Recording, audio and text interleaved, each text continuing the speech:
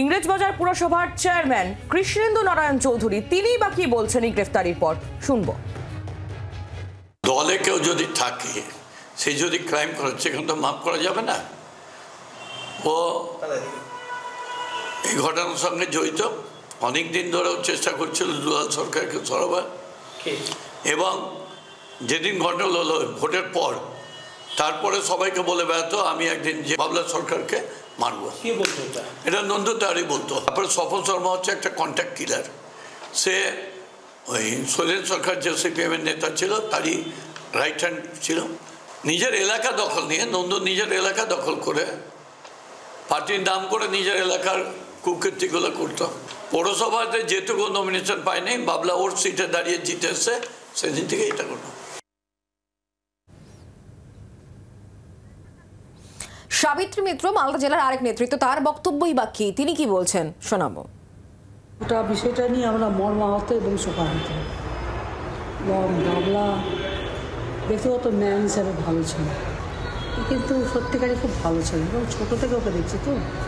বন্ধুও যখন ছোটো, বাবা তখন ছোটো, এসব কংগ্রেসই করতো। যাই ইয়েদের করে ওরা হয়তো দল ছেড়ে চলে যায় না। এত বড় একটা ঘটনা যদি নন্দু তেওয়ারি এটা ঘটনাটা ঘটায়, তাহলে তার মাথা থেকে এত রাগ ছিল। নন্দু তো অ্যারেস্ট হয়েছে যখন পুলিশ তার তদন্তে ধরা পড়েছে, বাবু নিজেরা দেখছেন, সেটা তো যেমন ঠিক আছে, এতদূর পর্যন্ত মানুষ করতে পারে যদি এটা হয়ে থাকে, তাহলে এটা খুবই যেরকম আমাদের কাছে নিন্দা করছে এবং তাকে চরম চরম পানিশমেন্ট হোক আমি চাই। বিজেপির রাজ্য সভাপতি সুকান্ত মজুমদার, তার বক্তব্যও পাওয়া গিয়েছে, কি বলছেন তিনি শুনুন। আমি আগেই বলেছিলাম যে গত মিউনিসিপ্যালিটি ইলেকশনে নন্দু তেওয়ারি নির্দল প্রার্থী দাঁড় করিয়েছিল। অনেকেই এটাকে হয়তো রাজনৈতিক খুন বলবেন, কিন্তু আমি এটাকে রাজনৈতিক খুন মনে করছি না। এটা টোটালটাই হচ্ছে পয়সার জন্য খুন, ল্যান্ড নিয়ে খুন। মালদাতে বাবলা সরকার স্বর্গত, নন্দু তেওয়ারি, কৃষ্ণেন্দুবাবু একের পর এক নেতা, যারা শুধুমাত্র জমির কারবার, কে কোথায় ফ্ল্যাট বিক্রি করবে, কার ফ্ল্যাট তৈরি হবে, কে কত ফ্ল্যাটের পার্সেন্টেজ নেবে, জমি কয়েক কোটি টাকার জমি কয়েক লাখে বিক্রি করার ব্যবস্থা কে করবে, এই নিয়ে লড়াই চলছে। পুরোটাই হচ্ছে টাকার লড়াই, জমির লড়াই।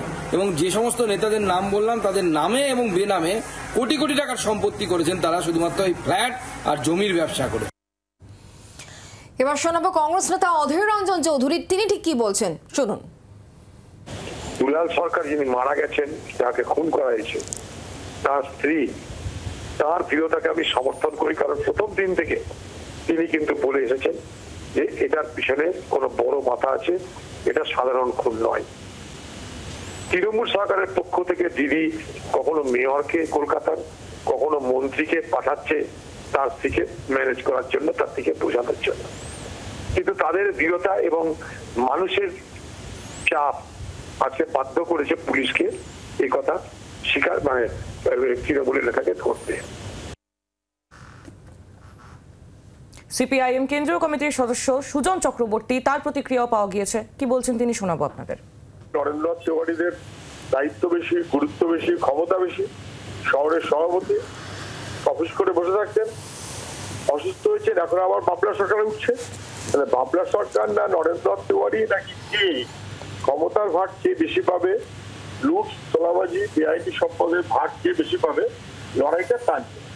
এবং সেই লড়াইতে মুখ্যমন্ত্রী ঘনিষ্ঠ বৃত্তের মধ্যে লড়াইতে খুন হয়ে গেল মুখ্যমন্ত্রী বাহিনীর হাতে, মুখ্যমন্ত্রীরই লোক। নতুন কোনো কথা না।